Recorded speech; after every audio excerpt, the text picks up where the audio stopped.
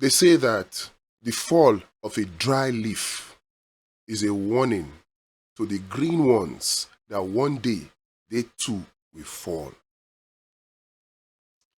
If we allow the illegality of the suspension of Rivers State Governor Fubara by Tinubu in the name of declaration of state of emergency, if we allow it to stand, it is a warning to all opposition governors in Nigeria. It must be resisted. We should see action. If you think that, oh, it is Fubara today, it not concern you, just wait. Just you wait. What does it mean?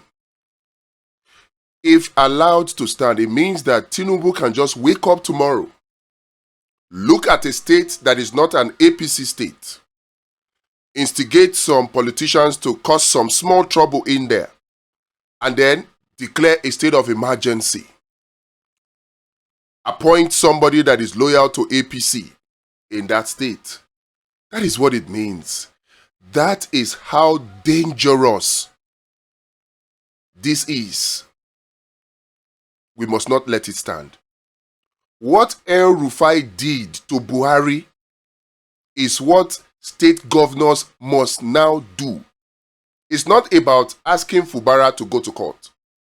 That is a long journey. Other PDP governors, other Labour Party governors, APGA governors, NNPP governor, they must all now come together and take the action that El Rufai took, the step that El Rufai took during the currency swap of the CBN under Emefiele, where the state governor took the federal government to the Supreme Court. And the Supreme Court activated its original jurisdiction. State governors must now do the same. Asking Fubara to go this alone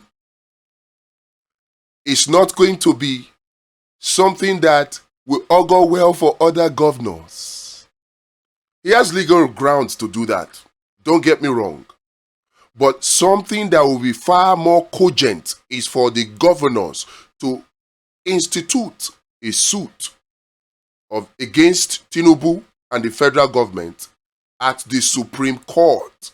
Let the Supreme Court invoke its original jurisdiction and sort this matter once and for all. Don't say, oh, Tinubu owns the judiciary. There are things that are very, very clear in law. It's not everything that the judiciary can manipulate to their own prerogative. This one is not such a thing. So PDP governors, Labour Party governors, the ball is in your court. You have legal grounds. That is one. Two, the National Assembly, the opposition in the House of Representatives is strong. The opposition in the Senate is strong. Section 305 requires 2/3 vote of the National Assembly to ratify this proclamation of state of emergency in Rivers. This is the time for opposition lawmakers to at least stand for rule of law. The president has usurped your power, the power of the National Assembly to take over the legislative function of State House of Assembly. He has taken it over. He has given it to his Federal Executive Council. Are you going to watch? Yes, you can say the leadership is a rubber stamp, but I expect that if an Akpabio or a Tajuddin Abbass would dance to the tune of Tinubu, should the opposition lawmakers also do same? With all the defections that have taken place, you still need 2/3.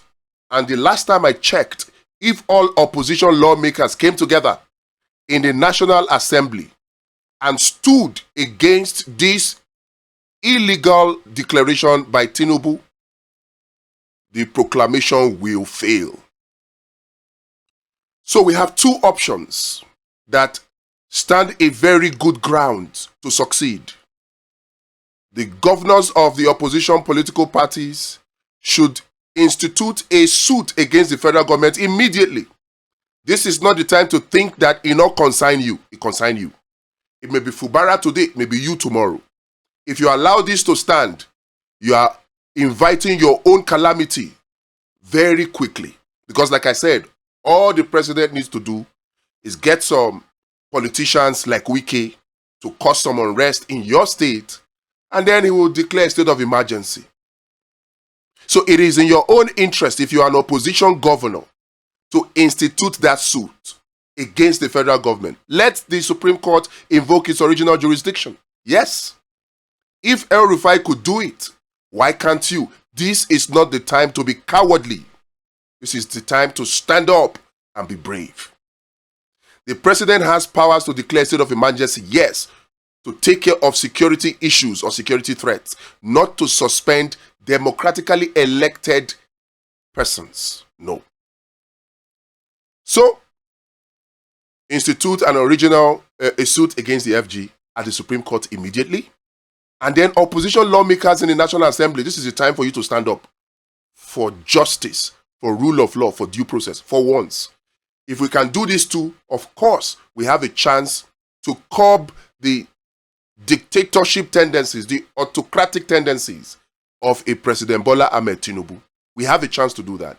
Then, of course, the political parties, the governor, they have a right to go to court. Even Nigerians have a right to go to court to challenge this illegal proclamation.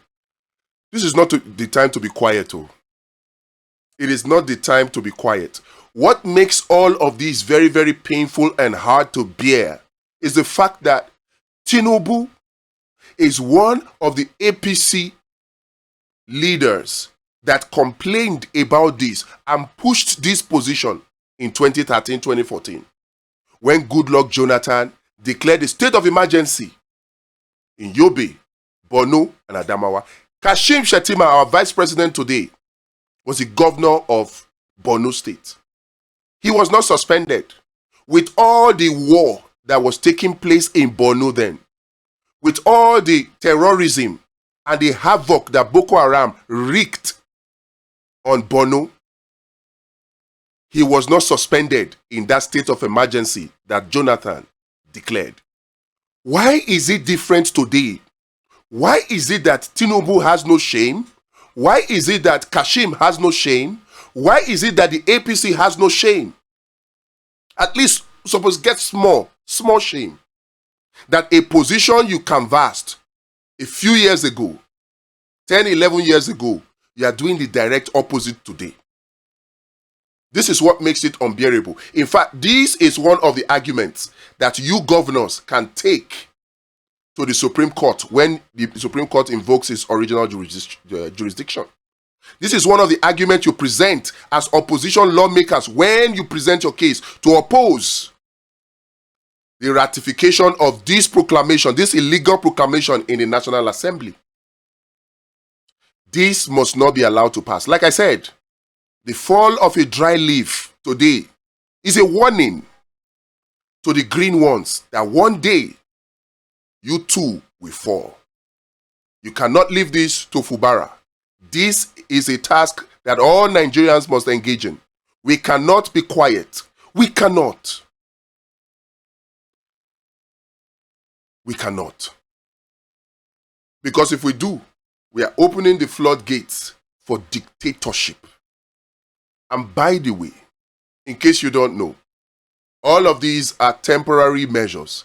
The more permanent solution will be for us to take charge of the people who control this country. And that would be to retire these dictators that call themselves Democrats. I mean, somebody would actually call Tinubu a Democrat with this kind of action. It's sad to see that even Nigerians that you will expect should know better will come and defend this illegality. People who pushed against this kind of action 10 years back are coming back now, like they did with the fuel subsidy remover, to do a complete 180 degrees U-turn. This cannot be allowed to stand. So the ball is in your court, governors. The ball is in your court, opposition lawmakers in the National Assembly. The ball is in your court, PDP. The ball is in your court, Fubara. This is not the time to be silent, oh. This is not the time to be afraid. This is the time to take action. And for Nigerians, don't forget, we need to form a political party that cancels all this kind of rubbish in this country.